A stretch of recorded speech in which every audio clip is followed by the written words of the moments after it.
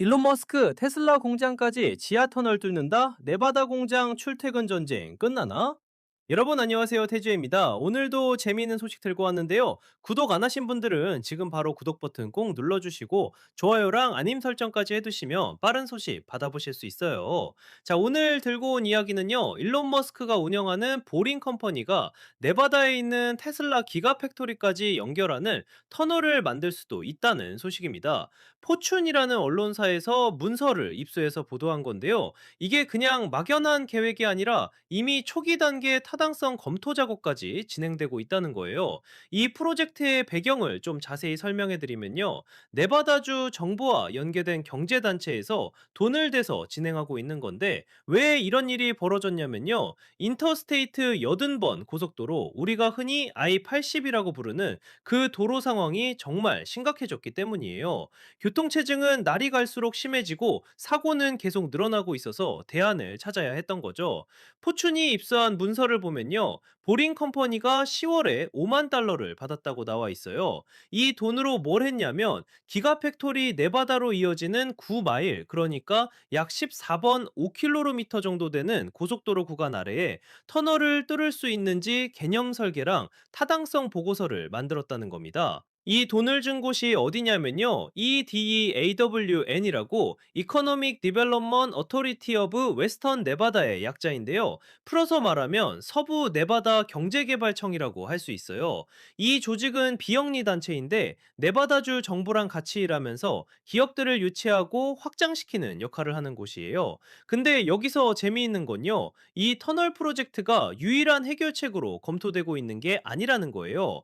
여러 가지 교통 대안 중에 하나로 논의되고 있는 건데 I-80번 도로를 따라서 계속 늘어나고 있는 교통체증이랑 사고 문제를 해결하기 위한 방법들 중 하나라는 거죠. 이 I-80번 도로가 어디를 지나가냐면요. 타호 리노 산업센터라는 엄청나게 큰 산업단지를 지나가요. 여기에는 테슬라랑 파나소닉 같은 대기업들이 자리 잡고 있거든요.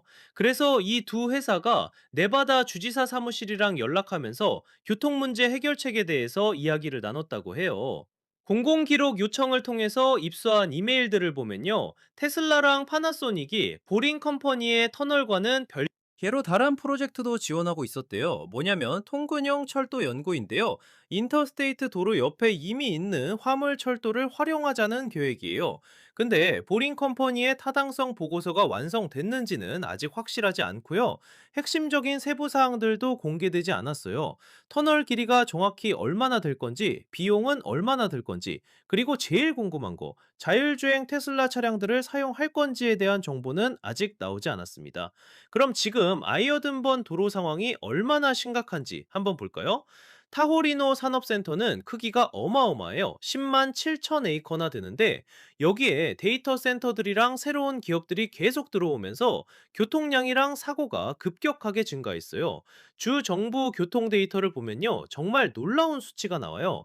2025년 1월부터 7월까지 딱 6개월 동안 출퇴근 시간대에 고속도로 특정 구간을 지나가는 차량 숫자가 2배로 늘어났다는 거예요.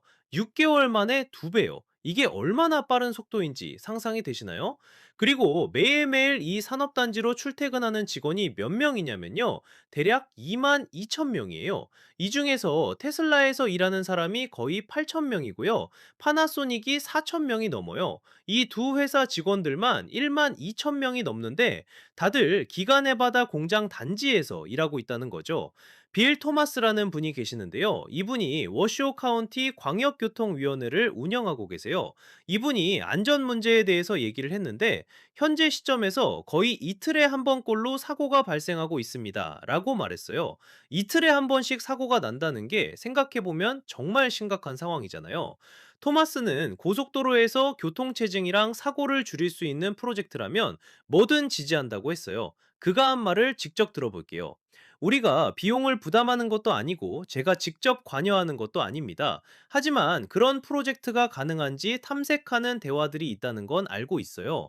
만약 문제를 해결하고 안전을 개선하는 민간 해결책이 있다면 제 입장에서는 그들에게 힘을 실어주고 싶습니다. 라고 말했습니다. 여기서 재미있는 포인트가 뭐냐면요. 공공기관이 직접 돈을 쓰는 게 아니라 민간 기업인 보링 컴퍼니가 주도적으로 해결책을 제시하고 있다는 거예요. 물론 초기 타당성 검토에 5만 달러를 이도원이 됐지만 실제 프로젝트가 진행된다면 훨씬 더 큰 규모의 투자가 필요할 테니까 민간자, 돈으로 해결하겠다는 의미로도 볼 수 있는 거죠. 보링 컴퍼니는 일론 머스크가 만든 터널 건설 스타트업인데요. 라스베이거스에서 이미 컨벤션 센터 루프라는 프로젝트를 성공적으로 운영하고 있어요. 테슬라 차량들이 지하 터널을 통해서 사람들을 빠르게 이동시키는 시스템인데 이걸 네바다 기가팩토리까지 확장할 수도 있다는 얘기인 거죠. 이 프로젝트가 실제로 진행된다면 어떤 모습일지 상상해 볼게요. 9마일 구간의 터널을 뚫는다는 건데 리노 지역에서 기가팩토리까지 지하로 연결되는 거예요. 출퇴근하는 직원들이 지상 고속도로의 교통체증을 피해서 빠르게 이동할 수 있게 되는 거고, 보링 컴퍼니의 다른 프로젝트처럼 자율주행 테슬라 차량들이 운영될 가능성도 있어요. 물론 아직 구체적인 계획이 확정된 건 아니에요. 타당성 검토 단계니까 실제로 경제적으로 가능한지, 기술적으로 실현 가능한지, 그리고 얼마나 많은 사람들이 이용할 건지 같은 것들을 따져보고 있는 중이겠죠. 그런데 테슬라랑 파나소닉이 별도로 통근 열차 프로젝트도 지원하고 있다는 게 흥미로워요. 기존에 있는 화물 철도선을 활용해서 직원들을 실어 나르자는 건데 이것도 나름 괜찮은 아이디어잖아요. 이미 철도가 깔려 있으니까 새로 건설하는 것보다 비용이 적게 들 수도 있고요. 그러니까 지금 상황을 정리해 보면요. 네바다 지역 관계자들이랑 기업들이 여러 가지 옵션을 동시에 검토하고 있는 거예요. 보링 컴퍼니의 지하 터널도 그중 하나고 통근 열차도 그중 하나인 거죠. 어떤 방식이 채택될지 아니면 둘 다 진행될지 아직은 지켜봐야 할 것 같아요. 80번 도로의 교통량이 6개월 만에 2배로 늘었다는 건 정말 놀라운 속도의 성장이에요. 이 지역에 계속 새로운 기업들이 들어오고 데이터 센터들이 생기고 일자리가 만들어지면서 통근하는 사람들이 급증한 거거든요. 이건 경제가 활성화되고 있다는 긍정적인 신호이기도 하지만 동시에 인프라가 따라가지 못하면 큰 문제가 될 수 있다는 얘기기도 해요. 이틀에 한 번씩 사고가 난다는 것도 정말 심각한 수치예요. 직원들 입장에서는 매일 출퇴근하면서 사고 위험에 노출되는 거니까 불안할 수밖에 없죠. 기업들 입장에서도 직원들의 안전이 위협받으면 생산성에도 영향을 미치고 우수한 인재를 유치하는데도 어려움이 생길 수 있어요. 보링 컴퍼니가 받은 5만 달러는 사실 큰 금액은 아니에요. 개념 설계랑 타당성 보고서를 만드는 정도의 초기 작업 비용인 거죠. 실제로 터널을 건설하려면 수억 달러, 어쩌면 수십억 달러가 필요할 수도 있어요.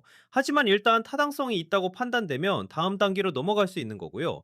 네바다주 정부 입장에서는 기업 친화적인 환경을 만들어야 계속해서 새로운 기업들을 유치할 수 있으니까 이런 인프라 문제를 해결하는 게 정말 중요해요. 테슬라 같은 대기업이 교통 문제 때문에 힘들다고 하면 주 정부로서는 적극적으로 해결책을 찾아야 하는 거죠.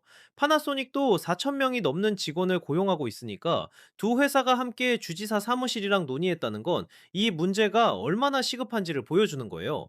대기업들이 직접 나서서 해결책을 요구하고 정부가 여러 대안을 검토하고 민간 기업인 보링 컴퍼니가 솔루션을 제시하는 이런 협력 구조가 흥미롭죠. 그리고 10만 7천 에이커라는 산업단지 크기도 엄청나요. 우리나라로 치면 여의도 면적의 150배 정도 되는 어마어마한 규모거든요. 이렇게 큰 산업단지에 2만 2천 명이 매일 출퇴근한다는 게 하나의 작은 도시 수준이에요. 자율주행 테슬라가 터널에서 운영될지는 아직 밝혀지지 않았지만 보링 컴퍼니의 기존 프로젝트들을 보면 그럴 가능성이 높아 보여요. 라스베이거스 컨벤션 센터에서도 테슬라 모델 X나 모델 3 같은 차량들이 지하 터널을 통해서 승객을 실어 나르고 있거든요. 만약 이 프로젝트가 실현된다면 직원들은 아침에 리노 어딘가에서 자율주행 테슬라를 타고 지하 터널을 통해 기가팩토리까지 빠르고 안전하게 이동할 수 있게 되는 거예요. 교통 체증도 없고 사고 위험도 훨씬 줄어들고 출퇴근 시간도 단축되는 거죠. 물론 반대 의견도 있을 수 있어요. 터널 건설 비용이 너무 크다거나 기존 철도를 활용하는 게 더 경제적이라거나 아니면 도로를 확장하는 게 더 나을 수도 있다는 주장들이 나올 수 있죠. 그래서 여러 대안을 동시에 검토하고 있는 것 같아요. 타당성 보고서가 완성되면 더 구체적인 내용들이 나올 텐데 터널 길이, 건설 비용, 예상 이용 객수, 운영 방식, 자율주행 차량 사용 여부 같은 것들이 모두 포함될 거예요. 그걸 바탕으로 실제로 진행할지 말지 결정이 날 거고요. 일론 머스크는 항상 미래지향적인 해결책을 제시하는 걸로 유명하잖아요. 보링 컴퍼니도 그런 비전의 일환으로 만들어진 건데, 교통체증을 해결하기 위해서 지하 공간을 활용하자는 아이디어예요. 이미 라스베이거스에서 증명을 했으니까 네바다 기가팩토리에서도 가능할 거라고 보는 거죠. 워쇼 카운티 광역교통위원회를 운영하는 빌 토마스의 입장도 재미있어요. 본인들이 직접 돈을 쓰는 것도 아니고 관여하는 것도 아닌데 민간에서 알아서 해결책을 만들어서 안전을 개선해 준다면 환영한다는 거거든요. 정부 입장에서는 예산 부담 없이 문제가 해결되는 거니까 좋은 거죠. 이 프로젝트가 성공한다면 다른 지역에서도 비슷한 방식으로 교통 문제를 해결할 수 있는 선례가 될 수 있어요. 산업단지가 있고 출퇴근 교통량이 많고 사고가 잦은 곳이라면 어디든 적용 가능한 모델이 될 수 있는 거죠. 자, 여기까지가 오늘 태조가 준비한 네바다 기가팩토리 터널 프로젝트 소식이었고요. 앞으로 이 프로젝트가 어떻게 진행될지 계속 지켜봐야 할 것 같습니다. 구독하시고 알림 설정 해두시면 새로운 소식 빠르게 전해드릴게요. 좋아요도 꼭 눌러주시고 다음에 더 재미있는 소식으로 찾아뵙겠습니다.